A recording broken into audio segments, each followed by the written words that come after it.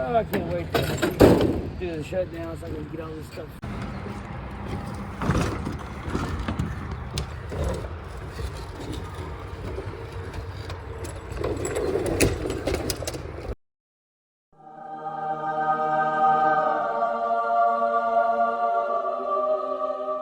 And here it is. This is 1987's Bally Midway's Xenophobe. This was my holy grail cabinet. This is my first full-size arcade cabinet. It might be my last, but if I could only have one, it was going to be this. I had this iconic shape with the monitor on a head on this little neck and the 3-player Gorf-style joystick control panel. I would play this at a local convenience store called Conveniently Yours on Kent Island, Maryland as a kid. Back then, I actually remember looking up at this huge screen as I would play the game, and I would later have dreams about this game.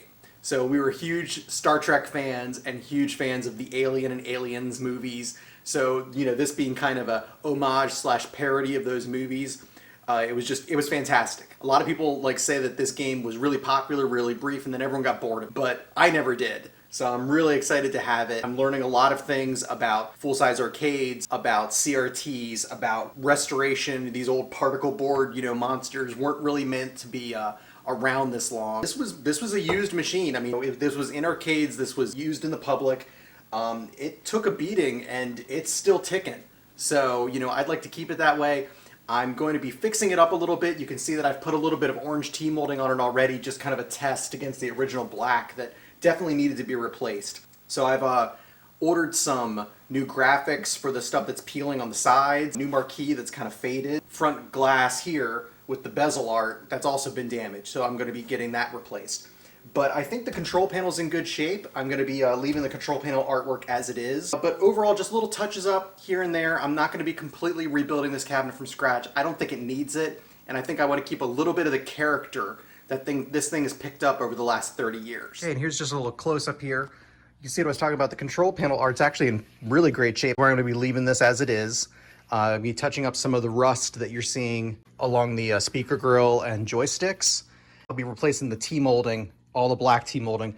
I was experimenting with this orange T-molding here, like I mentioned, and I think that's what I'm going to go with. I like how it kind of matches the orange stripe that goes with the original side art. So as soon as the rest of the side art comes in, I'll be putting in the permanent orange T-molding. Then a little bit of touch-ups to some of the damaged wood. You can see that some of it's been it's really soft. This is just old water damage. And a little bit of swelling on spots. This spot here has been broken away completely, but I'll get the new graphic in on the marquee. And this is some of the damage I mentioned that's on the art for the tempered glass front cover.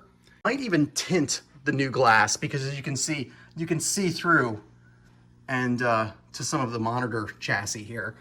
And I might just tint the glass a little bit to hide that a little bit. We just take a look under the control panel here. Here are the old leaf switch type joysticks.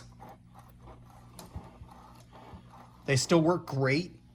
Kind of smells like my grandparents' house in here. I think it's just in great shape. Given that this was this wasn't a museum piece. This was used, All the coin slots still work. This is the old box the coins would drop into. And then you've got our test switch, our coin switch. It's all still functional. You guys might have noticed this little shadow box that I've got here. This is something I'm just going to be putting on the kick plate as a little embellishment. That's the Artovision 3D shadow box. I'll be putting a link to that in the video description. So what is Xenophobe? Well, this game was the very first split-screen arcade game. You actually have 3 players designated on the top row, the middle row, and the bottom row. And you could all move independently of each other, but you're all in the same spaces.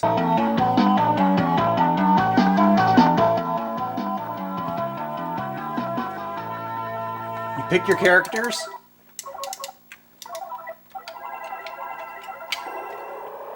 And then you're a team of alien hunters, basically.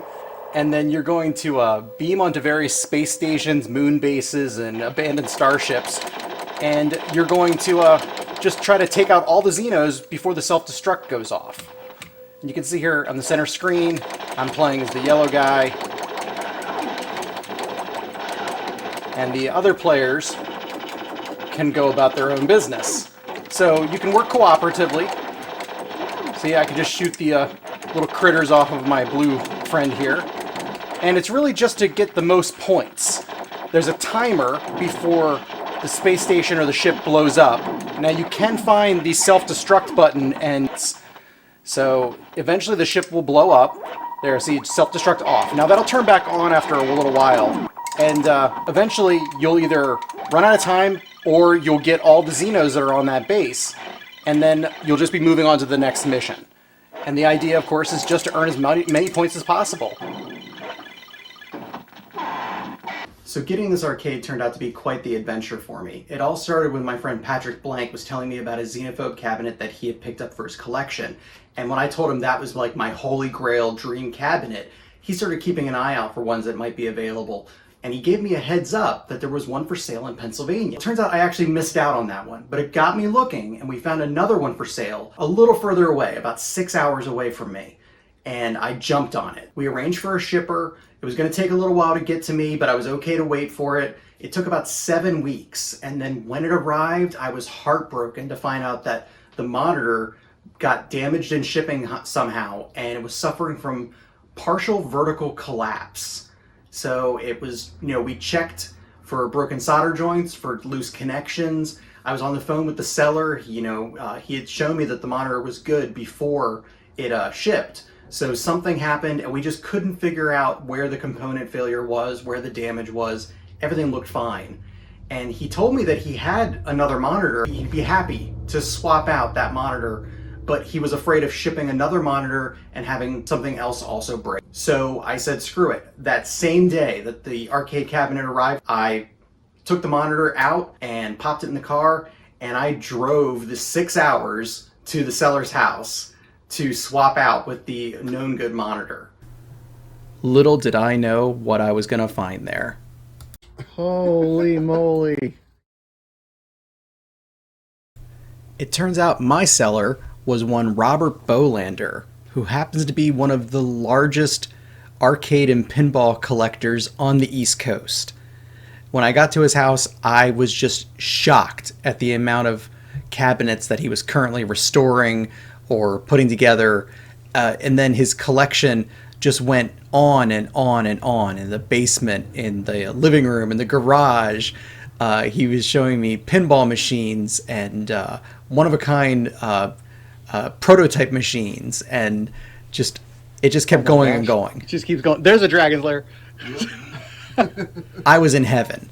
I could have been there all night. Wow. But I did just drive 6 hours to get here. It was about 10 p.m. on a Wednesday, and I needed to drive home that same night and go to work in the morning.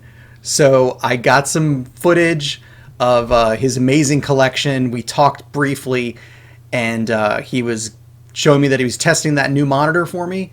But then I had to just drag myself away, and I had to get back on the car to head home.